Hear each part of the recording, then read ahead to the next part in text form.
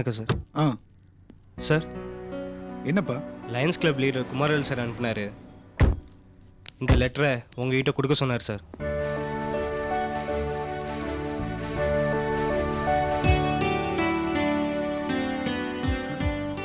நேற்று night Kumaravel sir உன்னை பற்றி ஃபோனில் பேசினாரு. அவரை ரொம்ப இம்ப்ரெஸ் பண்ணியிருக்க போல இருக்கு.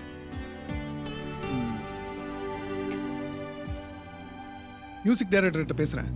வரும்போது டெமோ சிடி எடுத்துகிட்டு வந்துடுறேன். 2 டேஸில் சென்னை ஆஃபீஸில் வந்து என்ன பாரு. இது என்னோட விசிட்டிங் கார்டு.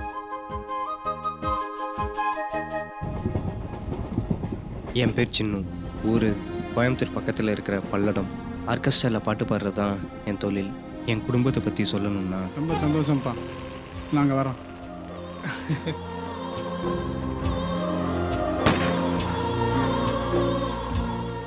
வரேன்ப்பா. சரிம்மா.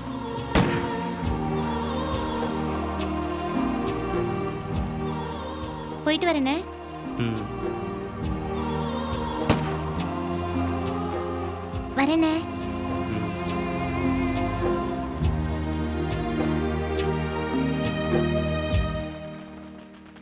டே சின்னு, நீ ஆசைப்பட்ட மாதிரியே ஃபேமிலியோட தீபாவளி கொண்டாடிச்சுல, இப்போ சந்தோஷம் தானே? இல்லைடா, ஒவ்வொரு பண்டிகையும் அவங்கவுங்க வீட்டில் இருந்து கொண்டாடுறதுக்கு தான் ஆசைப்படுவாங்க. எனக்காக அவங்க ஆசையெல்லாம் தள்ளி வச்சுட்டு எனக்கு என்ன சொல்கிறதுனே தெரில. டேய், நீ நான் அப்படியே பழகணும். உன் நட்பு என் உயிருக்கு மேலடா. உனக்கு யாருமே இல்லைங்கிற கவலை முதல்ல மற. இந்த உலகத்தில் கடைசியா ஒரே ஒரு மனுஷன் இருக்கிற வரைக்கும் யாரும் இங்கே அனாதை இல்லடா. போடா, போய் நிம்மதியாக படுத்து தூங்கு. ஓ, குட் நைட்.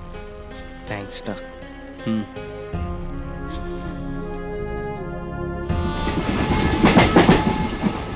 ஆமாங்க, நான் ஒரு அனாதை. என் அப்பா அம்மா செஞ்ச தப்போ இல்லை ஆண்டவன் செஞ்ச தப்போ தெரியல, நான் இந்த பூமியில் அனாதையாக தெரிகிறேன். குடும்பத்தோடு யாராவது போனால் இவங்கள மாதிரி நமக்கும் ஒரு குடும்பம் இல்லையேன்னு மனசுக்கு ரொம்ப வருத்தமாக இருக்கும். சோறு கண்ட இடம் சொர்க்கம், நிழல் கண்ட இடம் சுகம்னு தெரிஞ்சிக்கிட்டு இருந்தேன். அப்பா அம்மா அண்ணன் தங்கச்சி இப்படி எந்த உறவுமே இல்லாமல் வேதனைப்பட்டுட்டு இருந்தேன். எந்த லட்சியமும் பிடிப்பும் இல்லாமல் போயிட்டு இருந்தேன். என் இருண்ட வாழ்க்கையிலையும் சின்னதாக ஒரு நம்பிக்கை ஒளி பிறந்துச்சு.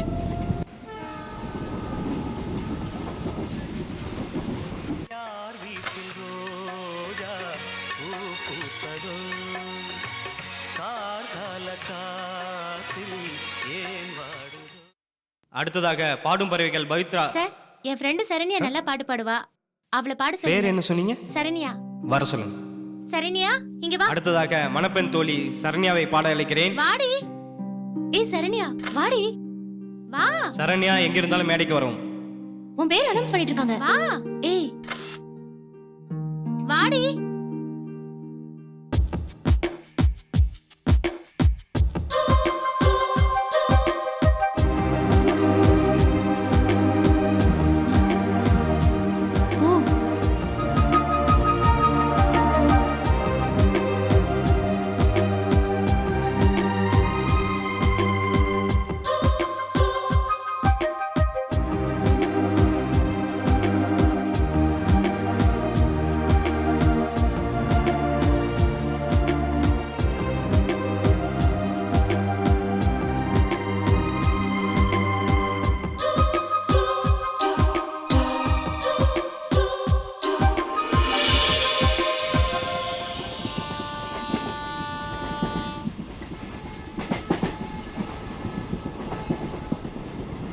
சரண்யாவை நான் முதல்ல கல்யாண வீட்டில் சந்தித்தேன். அவளை பார்த்த முதல் வினாடியே என் மனசை பறி கொடுத்துட்டேன். அனாதையா ஆதரவற்றனா தெரிஞ்சுக்கிட்டு இருந்த எனக்கு அம்மாவா தோழியா குடும்பத்தில் உள்ள எல்லா சொந்தமாகவும் அவள் எனக்கு தெரிஞ்ச. சந்தோஷம் வந்தால் சிரிக்கிறதுக்கும் துக்கம் வந்தால் முகம் புதைச்சி அலறதுக்கும் எனக்குன்னு ஒரு ஜீவன் இருக்குங்கிறத அப்போ தான் உணர்ந்தேன். அவளை பார்த்த பிறகு தான் வாழணுங்கிற ஆசையே எனக்கு வந்துச்சு.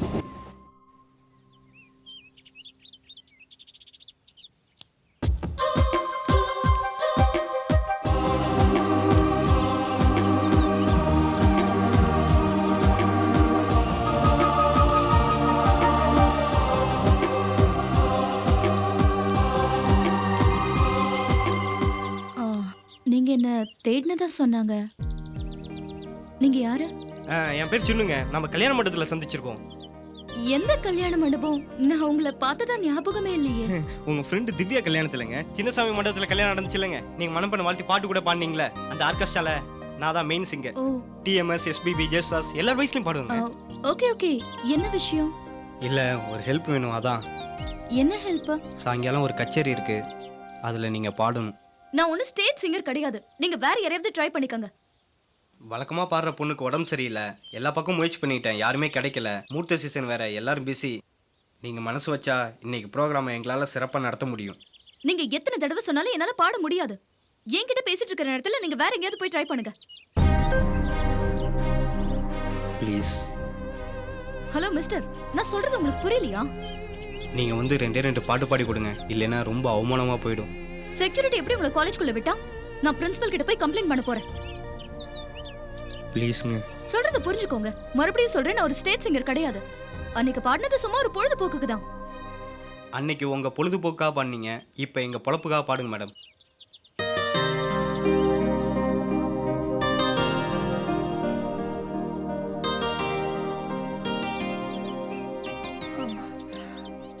எங்க வரணும்?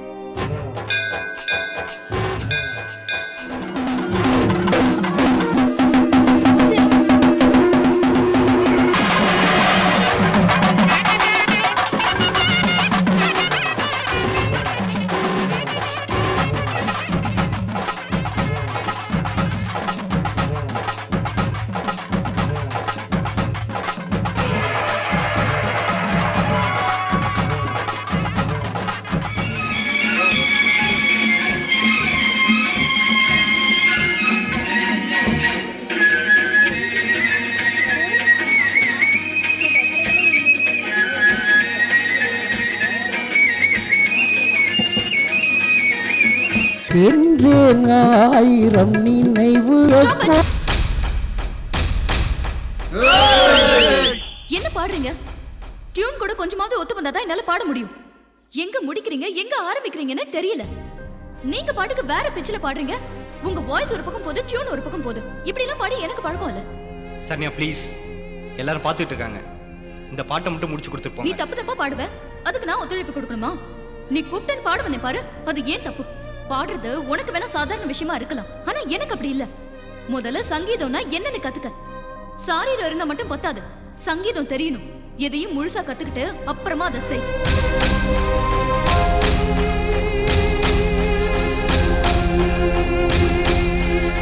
ஒழுங்கா பாடம் தெரிஞ்சவங்களாம் கூட்டு வர வேண்டியதானப்பா. ஏன்பா இப்படி ஆளுகள்லாம் கூட்டு வரீங்க?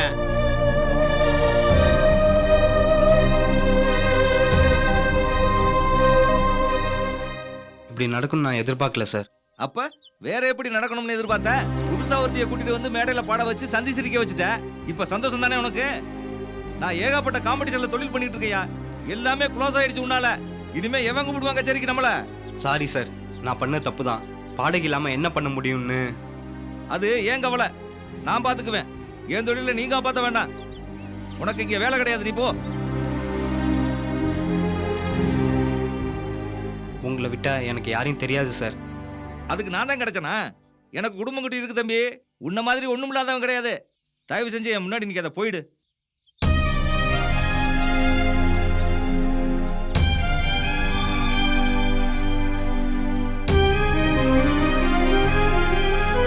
அதான் சொல்றேன்லப்பா, போப்பா.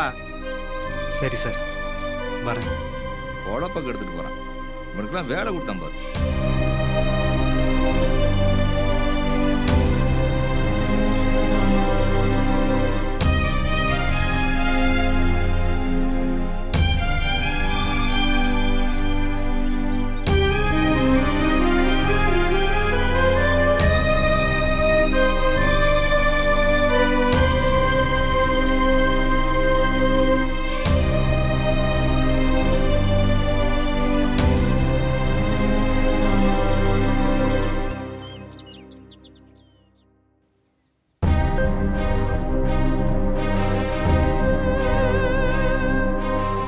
விட்ரா. ஓனர் சொன்னதெல்லாம் பெருசாக நினச்சிக்கிட்டு முதலாளிக்கு நம்ம எவ்வளோ சம்பாதிச்சு கொடுத்துருப்போம்ல, அதெல்லாம் கொஞ்சம் கூட நினச்சி பார்க்காம இப்படி எடுத்துரிஞ்சு பேசிட்டாரு. டேய் அவர் நம்பி தான் பூமியில பிறந்திருக்குமா? ஏன் வேற யாரும் ஆர்கெஸ்ட்ரா வச்சிருக்கலையா? போடா மச்சான், உனக்கு இருக்க திறமைக்கு நீ எங்க போனாலும் ஜெயிப்படா. இதுக்கெல்லாம் காரணம் அந்த சரண்யா தான். நீ நல்ல செய்ய போய் கெட்டதில் முடிஞ்சு போச்சு பாத்தியா? பாடும்போது பிசிறு தட்டு சகஜம்தான். அவன் நம்ம ஜானியம்மா பேத்தி மாதிரி சுப்படி வேண்டப்பட்ட பண்ண மாதிரி எல்லாம் கரு சொல்லிட்டு போயிட்டா. இல்ல நீ அவளை கூப்பிட்டது பாடுறது தானே, கரு சொல்றதுக்கு இல்ல. போட அப்படியே அவ அறிவாளி இருந்தாலும் நீ பாடுறப்ப அட்ஜஸ்ட் பண்ணி அவ பாடி இருக்கணும். இல்லையா பொது இடத்துல நாகரிகமா நடந்துக்க தெரிஞ்சிருக்கணும். அவளை நமக்கு நடந்த மாதிரி அவளுக்கு நடந்தாதான் மச்சான் வேதனை தெரியும். அவளை மட்டும் நான் நேர்ல பார்த்தேன், நாக்கப்படுங்கிற மாதிரி 4 கேள்வி கேட்க விட மாட்டேன்டா.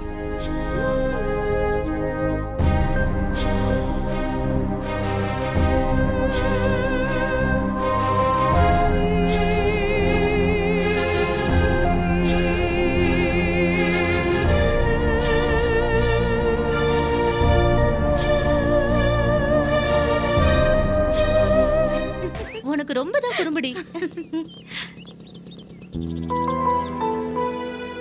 சரண்யா ப்ளீஸ் ப்ளீஸ் சரண்யா, உங்கள்கிட்ட தனியா பேசணும். உனக்கும் எனக்கும் எந்த சம்மந்தமும் இல்ல. நாம பேசுறதுக்கு எந்த விஷயமும் இல்ல. சரண்யா 5 நிமிஷம் உங்கள்கிட்ட பேசணும் ஏய் ப்ளீஸ் சரண்யா, சரண்யா. அவன் உன்கிட்ட என்னமோ சொல்லணும்னு ஆசைப்படுறான். என்னன்னு கேட்டுட்டு வா. பார்க்க பாவமா இருக்குடி. சொல்லுங்க, என்னதான் சொல்ல போறீங்க? கொலை பண்ணவன் கூட ஒரு நியாயத்தை வச்சிருப்பான். நான் நியாயப்படுத்த வரல, மன்னிப்பு கேட்க தான் வந்தேன்.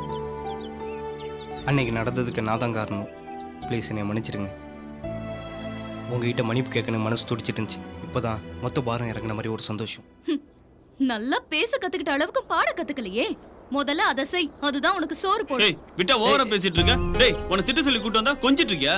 ஆமா என்னமோ பாட்டுக்கு நீ தான் அத்தாட்டி மாதிரி பேசுற. உன்னை விட இவன் நல்லாவே பாட்டு போடுவான். நீ சும்மாறா. இவன் யார் தெரியுமா உனக்கு? இவன் எத்தனை வருஷமா பாடிட்டு இருக்கான் தெரியுமா உனக்கு? நீ ஸ்லேட்டை பிடிச்சி எழுதி பழகினப்ப இவன் மைக்கு பிடிச்சி மேடையில பண்ணுவேன். தப்பா பண்ணான்னு சொல்றியே, அவன் ஏன் தப்பா பண்ணான்னு தெரியுமா? உன்னை பார்த்ததுக்கு அப்புறம் அவன் அவனவே இல்ல.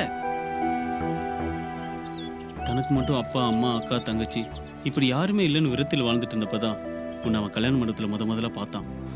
உன்னை பார்த்த பிறகு அவன் வாழ்க்கையில எல்லாமே கிடைச்ச மாதிரி சந்தோஷப்பட்டான். அன்னைக்குதான் அவன் முகத்துல அவ்வளவு சந்தோஷத்தை நான் பார்த்தேன். மேடையில பாடுறப்ப அவனுக்கு கிடைச்சிட்டு இருந்த ஒரே சந்தோஷமும் இப்போ உன்னால போச்சு. அப்போ கூட தனக்கு வேலை பண்ணதை பற்றி அவன் கவலைப்படல. அவனால் உனக்கு அசிங்கமாயிடுச்சுன்னு தான் அவன் ஃபீல் பண்ணான். அவனை போய் ஏற்கனவே தனக்கு யாருமே இல்லாமல் அனாதையாக இருக்குமேன்னு மனசுடிஞ்சு வாழ்ந்துட்டு இருந்தவனை நீ பண்ண காரியம் ரொம்ப சந்தோஷப்படுத்திடுச்சு. இப்போ உனக்கு திருப்தி தானே? டேய் வாடா வாடா.